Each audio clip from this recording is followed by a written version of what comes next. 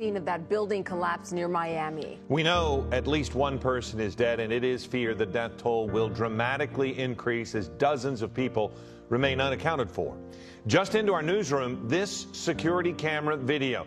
Now, remember, this is from an adjacent condominium. Stunning. It captured the moment of the collapse, a 12-story complex simply turning to rubble. It almost looks as if it was an intended implosion. It almost looks as if it was an intended implosion. An intended implosion.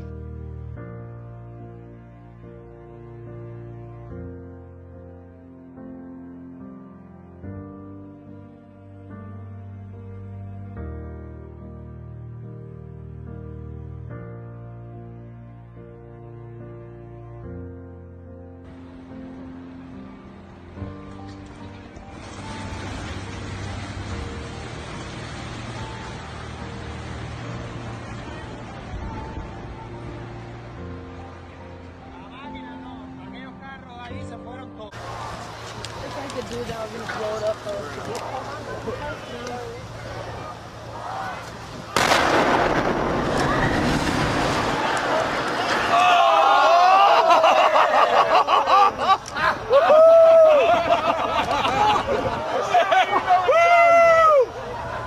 It didn't.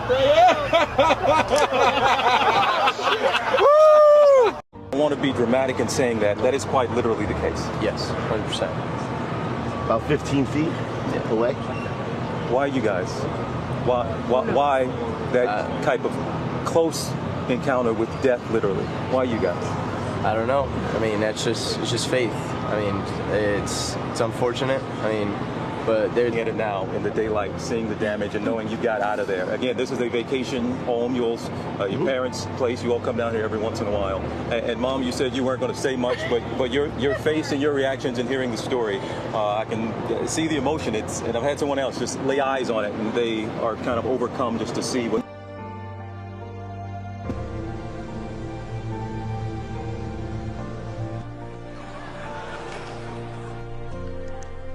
Now, we've talked a little bit about how to talk to someone who's lying and how to spot a lie. And as I promised, we're now going to look at what the truth looks like. And I'm going to show you two videos. Two mothers. One is lying, one is telling the truth. And these were surfaced by researcher David Matsumoto in California. And I think they're an excellent example of what the truth looks like. This mother, Diane Downs, shot her kids at close range. Drove them to the hospital while they bled all over the car. Claimed a scraggy-haired stranger did it. And you'll see when you see the video, she can't even pretend to be an agonizing mother. What you want to look for here is an incredible discrepancy between horrific events that she describes and her very, very cool demeanor. And if you look closely, you'll see duping delight throughout this video. But at night, when I close my eyes, I can see Christy reaching her hand out to me while I'm driving, and the blood just keep coming out of her mouth. And that, maybe it'll fade too with time, but I don't think so. That haunts me the most.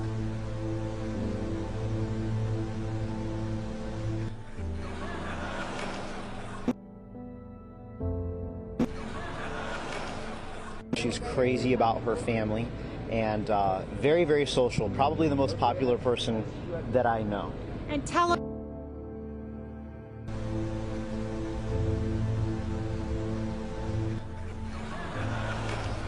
Like, what the F is going on? That was the first thing that was happening. You know, we have.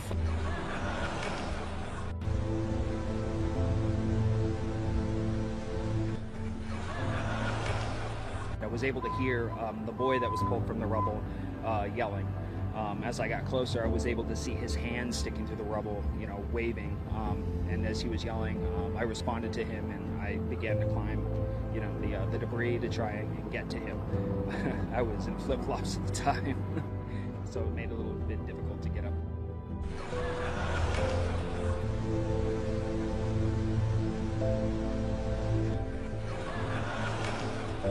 A few blocks from the rubble, loved ones embracing, holding one another.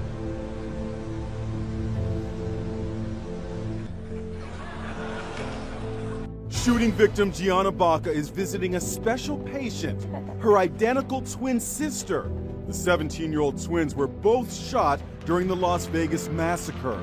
Everyone was running and hiding underneath tables, and people were jumping on each other. Gianna and Natalia were enjoying the concert when the spray of automatic gunfire rang out. Gianna was hit in the hip. I felt it like hit my hip, but I mean,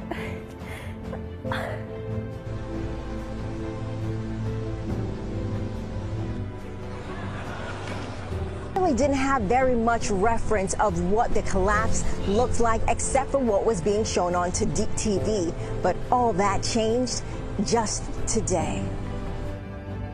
It was tragic. It was really hard.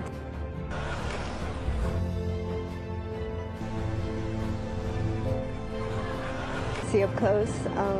There's a lot of rubble. Amelia Cordoza and her sister Anisabella saw what's left of Champaign, and the Cordozas aren't the only ones who took the opportunity to visit the site. The first time that I went to the site, I knew her apartment wasn't there, so I was devastated. Nicole on at peace because I know they accepted Jesus as their savior, and they are both in heaven right now.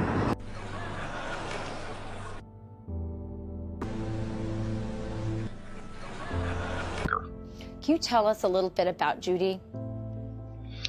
Of course. Absolutely. My mom means the world. My mom means the world. My mom means the world to me. And it's just so unbelievable. If you can hold up, I understand your family found a card that morning. It's just unbelievable. Could you tell us about it? Yes. So when we arrived on the scene, there was just debris all over the street.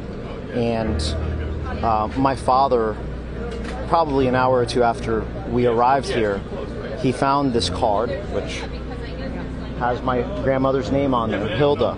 And inside is a birthday card that she just received 2 weeks ago from some friends of hers at a brunch. And so it was just surreal that we found this in such a positive way. And then, we had our whole family there. And so we had a couple family members that found these pictures also in the debris. So this first picture right here is actually of my grandmother and my grandfather in their younger years. And that right there is my father in the middle. We couldn't believe it. You think about the miracle of the tons of debris everywhere, and to be able to, it just must be overwhelming for you.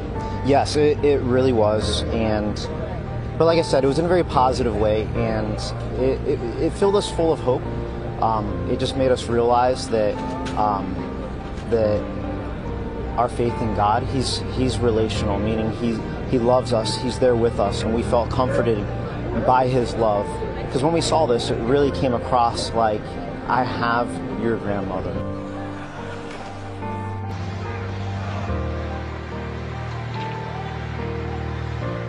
The hijacker's passport was found blocks from the World Trade Center crash site, if you can believe that. Officials found a passport belonging to one of the terrorists. That was apparently found a couple of blocks away, because when one of the planes, or the first plane, slammed into the tower, you could see it on the video, in fact, debris flew out the other end.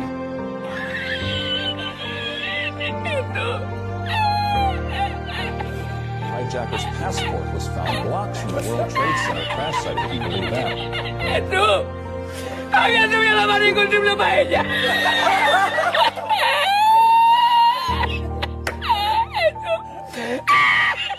And it's just so unbelievable. If you can hold up, I understand your family found a card that morning. It's just unbelievable. Could you tell us about it? Yes, so when we arrived on the scene, there was just debris all over the street. And my father, probably an hour or two after we arrived here, he found this card. No, there's a clip that's going around right now, and I can get that to your person if they need it. But it's in slow motion, and it's almost like a timed demolition. It's the most upsetting thing you're going to see, and there's a huge portion of that building in the rear. Of course, that's where the biggest part was, because that's where the ocean is, and it just all came down. One part came down first, And then the other part stood up there for a few seconds, and then that came down. We showed that video last hour on the Faulkner Focus, and I'm going to ask our team here on Outnumbered to roll it as soon as we can. And it's almost like a timed demolition. Listen.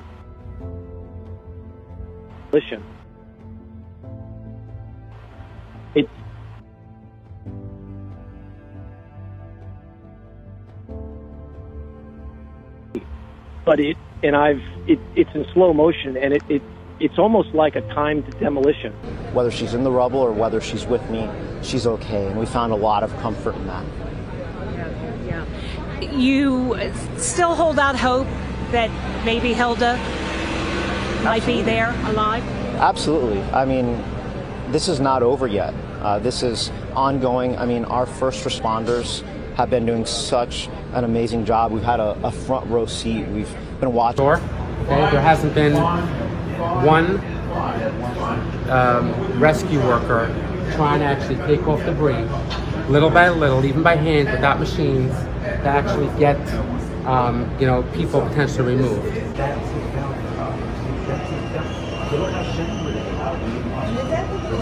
Site over here, where we are being told that there are hundreds of workers evacuating people and trying to rescue people. This is absolutely not a rescue operation. This is nothing. I don't even consider this a recovery operation right now.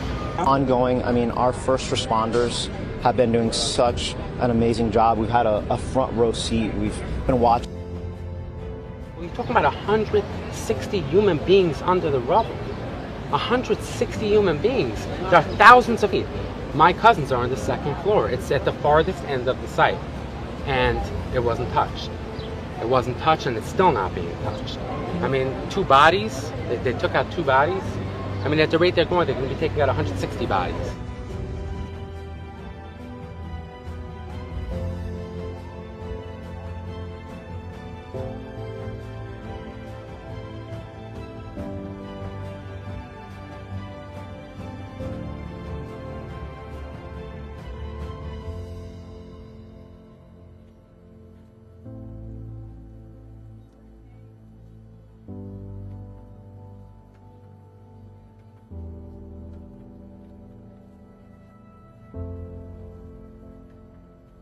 Our world is lit up 24 hours a day. It's transparent, with blogs and social networks broadcasting the buzz of a whole new generation of people that have made a choice to live their lives in public. It's a much more noisy world. So one challenge we have is to remember, oversharing, that's not honesty. Our manic tweeting and texting can blind us to the fact that the subtleties of human decency, character, integrity, that's still what matters. That's always what's going to matter. So in this much noisier world, it might make sense for us to be just a little bit more explicit about our moral code. When you combine the science of recognizing deception with the art of looking, listening, you exempt yourself from collaborating in a lie. You start up that path of being just a little bit more explicit because you signal to everyone around you. You say, hey, my world, our world, it's going to be an honest one. My world is going to be one where truth is strengthened and falsehood is recognized and marginalized. And when you do that, the ground around you starts to shift just a little bit. And that's the truth.